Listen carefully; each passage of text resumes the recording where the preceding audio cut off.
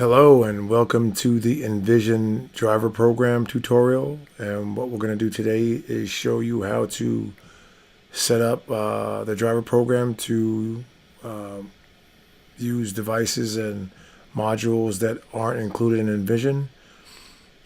Today we're going to show you how to do a receiver, a TV, and one or two other things.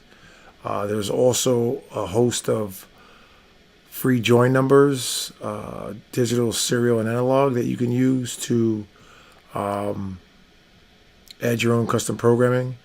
And these joins carry through from the core program to the driver program to the HVAC program to the lighting program and to the alarm program. So you can design buttons and create extra logic and make them work just like your own program, as well as using the nVision setup from the phone. So let's get to it. We'll start with a receiver. We're going to go to, we're going to start on the phone over here. And default password to get into the panel is 1970. We're going to choose video. And we're going to do the master bedroom. So we're going to choose receiver down here at the bottom. We're going to choose the receiver port. We're going to choose COM A.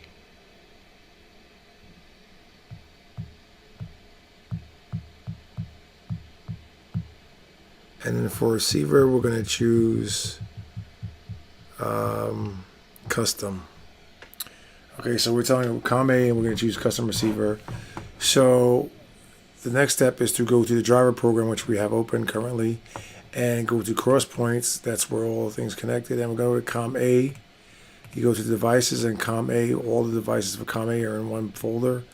And we're going to choose custom receiver A.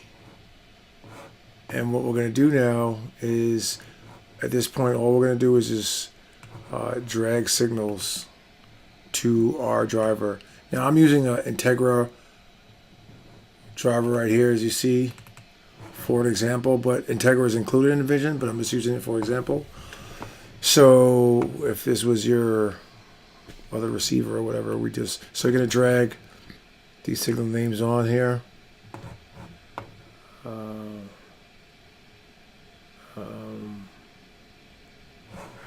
We're going to drag everything, even the volume. We're going to go to analog here, and we're going to choose the volume level so we can get feedback and volume level feedback. And we'll go back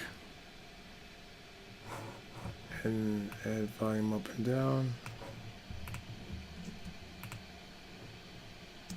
We'll just drag it over here. And we don't want to forget our mute feedback. Feedback on.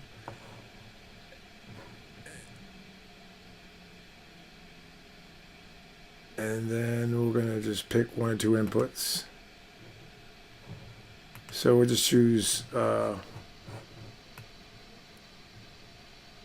say, so it's the cable input. We're going to choose DTV for, I don't know what happened there, but we're going to choose DTV and drag that over to cable satellite input, digital TV. And you guys get the picture from here.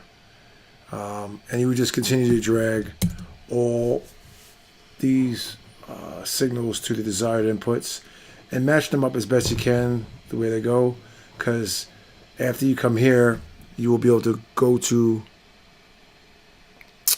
say Comcast right here and choose the receiver input right here, and you want that to work. So you want to drag all the signals onto all the different receiver inputs and keep them labeled as close as possible so that you could just program it from the phone once you've replaced this. Now you can do this and create your own permanent driver program that fits devices that you always use, so that you have your technicians can continue programming without having to go through this. You can only do it once. You can do it once or however many times you like. And that's as far as we go for the receiver. That's it. We got one other thing to do actually, and that is the COM port. So at the bottom, the COM port, it's already there, but we're gonna drag this to the transmit We have two signals here. I already put them there. This is from here, this analog buffer. This is the receiver, and this is the transmit. This is what it should look like when you're doing it on both sides, because when you set this up, you're going to be able to choose the receiver from here on the phone like so. Right now we have custom 1, but if 2 months from now you change the receiver and you just want to, you put an Integra or a Pioneer receiver, you just want to be able to come here and choose Pioneer. And if you have these signal names there, this receiver would automatically be disabled, and then the Pioneer one would be enabled. If you just directly tie it to COM A like this without the buffer logic, then what happens is it's going straight to the COM port. And if you ever do change the receivers, then you have to make sure you come into the driver program and delete that. So we highly recommend that you use this method right here. And now we're going to show you how to do a TV, custom TV. So in the same room, we're going to choose, right now we have a Samsung TV. We're going to choose custom TV. And we're going to do IR port B. So we're going to go back to the cross points. We're going to go to IR ports and devices, and we're going to choose TV. We're going to choose custom TV.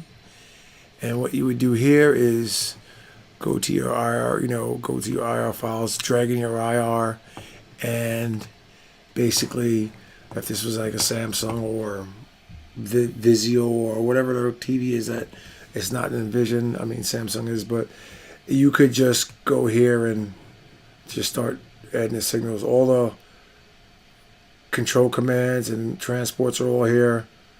Directionals in case it's a smart TV, which most are these days, so you could actually fully control the TV.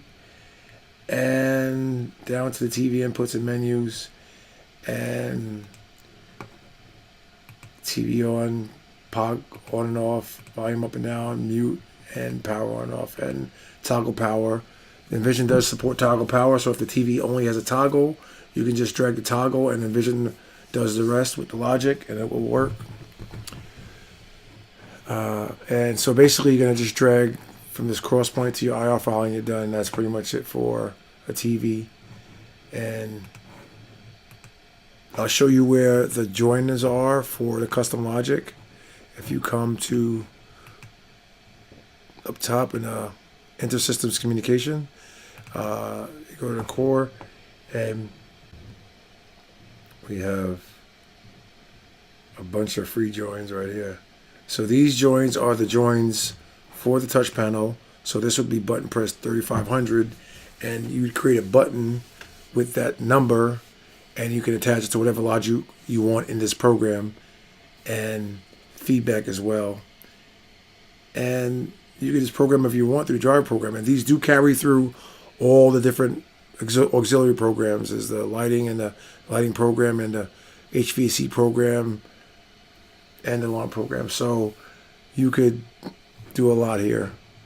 And that's pretty much it for the driver program. And we'll see you in the next one. Thanks, guys.